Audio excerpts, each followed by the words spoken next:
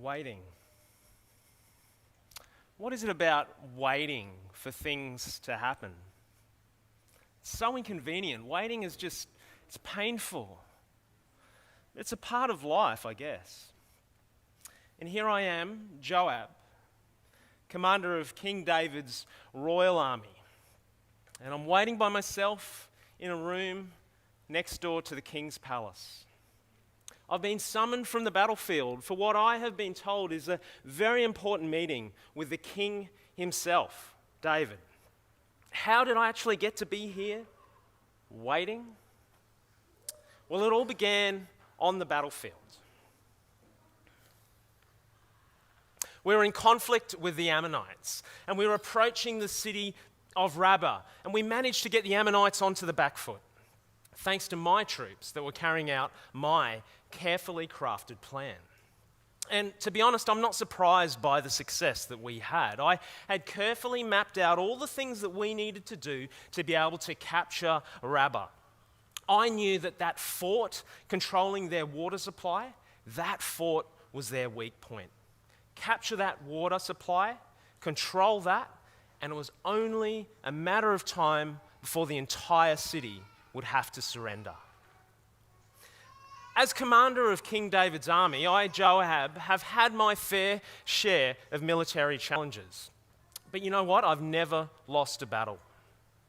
Under my watch, the Israelite army has defeated and captured many cities. We've had great success on the battlefront. As David's nephew, my mother, Zariah, told me much about her brother, and I've been very fortunate to be able to counsel the king on many major decisions, and not just concerning warfare, mind you. For all I know, maybe I'm waiting here in this room for yet another one of those important council meetings with the king himself. Anyhow, back to that question of how I got here to be waiting. Well, it was springtime, and that means that it was wartime. You see, spring marks the end of the rainy season. It means more favourable roads to travel on. It means more favourable roads for my troops and for my horses. It means more availability of food. Springtime is wartime. And it would have been good for me to have my king alongside me as we marched on into battle. But for reasons unknown to me, David opted to stay home and remain in Jerusalem. On one hand, it was an odd decision because kings are the ones who lead their troops and their armies into battle. And some said, rightfully so, that David should have been with us, at least to start our military campaign. On the other hand, I took it myself as a vote of confidence in my abilities as his commander. David knew my capabilities. He knew very well that I could get the job done for him when it came to commanding our army. The king knew that I was well and truly able to carry out our battle plans successfully on behalf of him and on behalf of all of Israel. One evening, after a long journey, one of the king's messengers rode into camp on horseback. He requested an urgent meeting with me, and I was able to meet with him straight away. The messenger informed me that Uriah the Hittite was to be sent back to Jerusalem to the king's palace. The timing wasn't great as we were engaged in warfare, but I commanded Uriah to return with the messenger back to Jerusalem as David had said. There, he met with David, and he asked him several things. David asked Uriah how I was doing. He asked how his people were doing on the battlefield. He asked, of course, how the war was going. And I mean, don't get me wrong, these were all really great questions to ask, but why send Uriah all the way back to have those questions answered? Why take one of my best men from the battlefield right there and then to answer these questions and give this military report? Why not just ask the messenger to relay this information? Anyhow, David then told Uriah to return to his own house. Head on home, refresh yourself, spend time with your family, rest up. He even left a gift for him at his house. But Uriah never went home. You see, there's this unspoken code that us soldiers have. While our brothers are on the battlefield, we will not rest. And so Uriah didn't return to the comforts of his own dwelling that night, not even just for one moment. Instead, that very night, Uriah chose to sleep at the door of the king's palace with his fellow servants. And I've got to say, that's an honourable move, and one that I fully expected a man like Uriah to follow through with. Here is our army in the midst of battle, camping in an open field, and Uriah was not about to disengage from that battlefront mindset. While our brothers are on the battlefield, we will not rest, physically, emotionally, or mentally. But you know what the really interesting thing was? It's the thing that I just can't seem to put my finger on. Is that Uriah's decision to stay at home, it didn't seem to please my king. David actually seemed frustrated when he learnt that Uriah did not return back home. So what he did was he told him to stay in Jerusalem for a further 2 days and then head back to the battlefield. Now, I know Uriah would have wanted to leave right then and there. He wanted to be back with his brothers fighting in battle. He was ready to return, but the king's orders were the king's orders, and so he remained in Jerusalem for a further 2 days. That very night, David put on a feast, and he invited Uriah to join him at the banquet table. I've had the pleasure of indulging in these feasts at the banquet table. All of the best pickings from the season's harvest go straight to the king's palace. The choicest of grains turned into the freshest of breads, a delicate quail, season's hare, and every seasonal fruit that you can imagine for dessert. I can imagine Uriah would have felt very uncomfortable indulging in the banquet that was set before him, while his fellow soldiers camped in close quarters and ate sparingly from their ration packs. And then to top it all off, Uriah was given by David the best wine in all of the kingdom to drink. The whole night, Uriah's goblet was never empty. He drank, and he drank, and he drank. And Uriah came away from that table very drunk. But he slept it off at the door of the palace again. Talk about a commitment to Yahweh's war against the Ammonites. That was admirable. While this was all happening at David's royal palace, on the battlefield, we continued to occupy that fort and control Rabbah's water supply.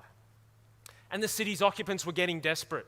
It had been several days for them without any water, and they were weakening by the hour. I knew from much experience that a city of Rabbah's size could only last several days without the water that they could then get. And so I'd carefully planned my attack to take place on the city the very next morning. It was while we were waiting for that morning sun to come up that Uriah returned to camp. He rode into camp with what looked like a sense of guilt over him. Guilt that he felt from not being with us, a soldier taken from his duty to his battalion. But once he shook that, it was clear that he was ready to re-engage on the battlefront. He inquired as to our current position, and he asked many different questions about the impending siege of Rabbah and what was required. And I was impatient answering him. But knowing that he was one of our best soldiers, I wanted to update him on our current position. And when I had finished doing so, Uriah reached into his satchel and he pulled out a scroll, handwritten by the king. I slowly unrolled the scroll with Uriah in my presence, and I read the words off the page to myself. set Uriah in the forefront of the hardest fighting, and then draw back from him so that he may be struck down and die. There it was, in writing before my very own eyes, Uriah's own death warrant, delivered by Uriah's own hand, written by King David himself. What had transpired back in Jerusalem between David and Uriah that warranted such severe action? Had Uriah betrayed his king? Uriah was an upright man, a man of noble character, a good man. And yet the death warrant had been delivered into my hands. There's no time for a military leader such as myself to be weakened in thought by a whole bunch of what-ifs and maybes. My king has clearly got good reasons for his actions. I know David very well. I trust his thinking. I trust his planning. I follow his lead. And so an order is an order. And that was that. A very clear, direct order from my king, to whom my servitude is to first and foremost. I knew what I had to do, and I knew that I was the best person to carry it out. The next day, we besieged the city. Rabbah fell, and as it was happening, I assigned Uriah to an area where there were many valiant men. I ordered an entire unit of men to attack the outer wall of the city. It was basically a suicide mission. The Ammonites had the high ground, and we were sitting ducks down below. Their archers shot at us, picking us off one by one. And on the ground, we fought off many that opposed us, but in the process, I saw several of my men fall. This was the part of the plan that I disliked. Knowing that we were at a disadvantage from the very beginning of the attack, I found it hard to watch the unit fall. Failure was not an option. You see, let's face it, by that stage, I had grown far too used to military success. But then my heartbeat began to quicken. I noticed Uriah out of the corner of my eye. He overpowered several opponents and he was advancing his position. As a skilled swordsman, there was no doubt in my mind that Uriah was there doing his utmost best for his king while he was on the battlefield. He was dedicated, committed, mighty in many ways. But all of that might was not enough to come away on top. And I watched as Uriah fell to the ground, fatally wounded, before he was slain by a foot soldier. Just like that, I had then completed my task that was set before me in that scroll written by my king. And a sense of success again came over me in that moment. I came away from that encounter knowing I'd done my utmost best for David. In fact, you know what? I was proud to have played my part for my king. My loyalty, it belongs to him after all. You know, I know where my place is in the chain of command, just like my soldiers know where their place is. Submitting to authority is very important after all. And so I wasted no time in sending a messenger to tell David all about the news of our fighting. The messenger spoke about how the men within Rabbah had gained an advantage over us, but then we managed to drive them back to the entrance of the gate. He spoke of those who were lost that day in the battlefield. And I was very careful in that message to inform them to say and instruct to tell David that his servant Uriah the Hittite had died, just as David had instructed. I had again achieved success in doing my king's bidding. It wasn't long then before I heard back from David. My messenger returned with words from him, imploring me to not let this matter displease me, for the sword devours one as well as the other. Fair enough. The sword does devour one as well as the other. It just sometimes does so in different ways. I mean, I am living proof of that. It was justifiable for David that Uriah, a good man, should die. And with his words, I was encouraged by my king to not let this matter displease me or be of any concern to me. Very well then, I've got to say, I was happy to hear back from David, even though I was already satisfied with the work that I had done for him.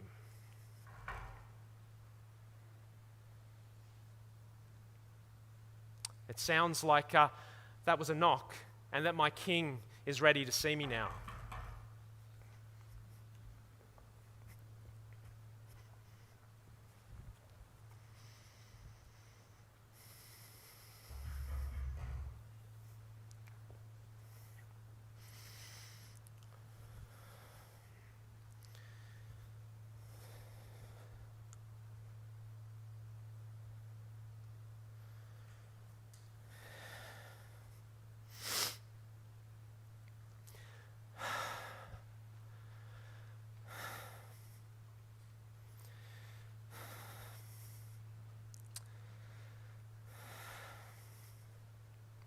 What can I say?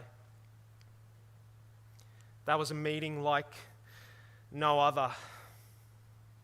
I can't believe it. I think I'm in shock.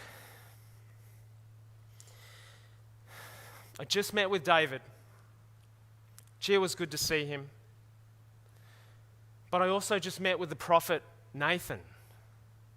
I've never been in a room alone with just the two of them.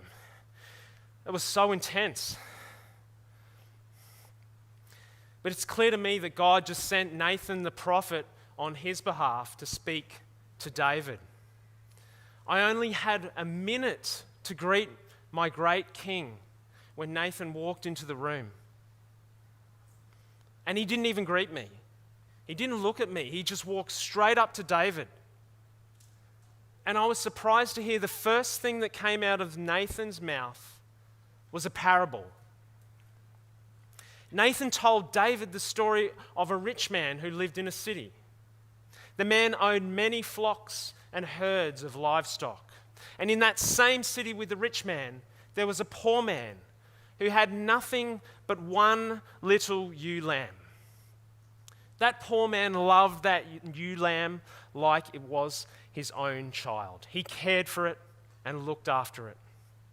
A traveler came along to be a guest at the rich man's house and to prepare dinner for him. But the rich man was unwilling to take one of his own livestock, one of his own lambs, and prepare it for dinner. So instead, the rich man got the poor man's one ewe lamb and instead prepared it for the meal. As soon as Nathan had finished telling this story, David let us know how upset he was. He announced his royal judgment on the rich man. And my king is a fair and a just king. After hearing about the way that the poor man was treated, David burned with anger. He exclaimed that that rich man surely deserved to die because he had no pity. And what I heard next confused me greatly. Nathan pointed his finger directly at David and he said to him, "You are that man." What? Excuse me? David is the rich man in the story who deserves to die? Why would Nathan say that? Nathan then continued to direct his words directly at David. "This is what the Lord, the God of Israel, says," he said. "I anointed you king over Israel and delivered you from the hand of Saul. I gave your master's house to you and your master's wives into your arms. I gave you all Israel and Judah. And if this had been too little, I would have given you even more. Why did you despise the word of the Lord by doing what is evil in his eyes? You struck down Uriah the Hittite with the sword and took his wife to be your own. You killed him with the sword of the Ammonites. Now, therefore, the sword will never depart from your house, because you despised me and took the wife of Uriah the Hittite to be your own. I just can't believe it. I refuse to believe it. Why would my king do this? David is an upright man of noble character, a righteous man. And now to hear that he had taken Uriah's wife, Bathsheba, for himself, and while he was miles away from her, engaged on the battlefield nonetheless, after everything that God had already given him, a flourishing kingdom, the opulence of royalty, the promise that his house would endure forever and ever. After all of this, David saw what was not rightfully his to have in Bathsheba. And he still went ahead and he took her. Now it makes sense to me. But to get me to cover his tracks by killing Uriah, I feel so betrayed. I was loyal to my king the entire time. I listened to him alone. I obeyed him alone. I thought I was doing the right thing in following orders. But in following his orders, I've been complicit with evil. I've enabled David.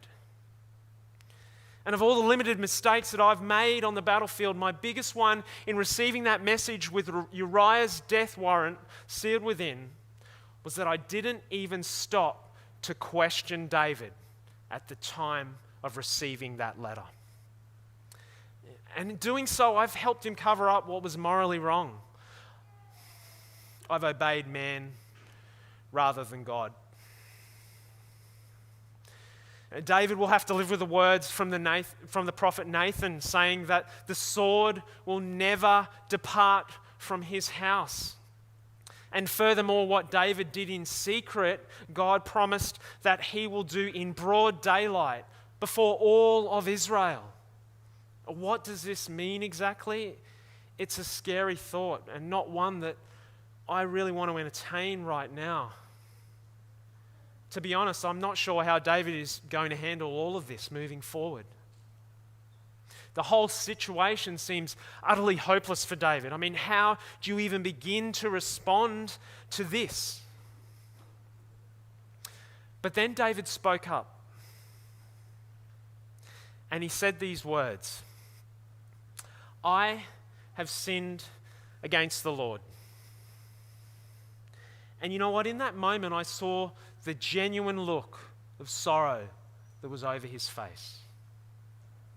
I heard the heartfelt remorse that David had for his actions. I was personally worried at the same time in that moment that David would use his power as king to put the blame of the murder of Uriah on me solely. But you know what? He didn't do that.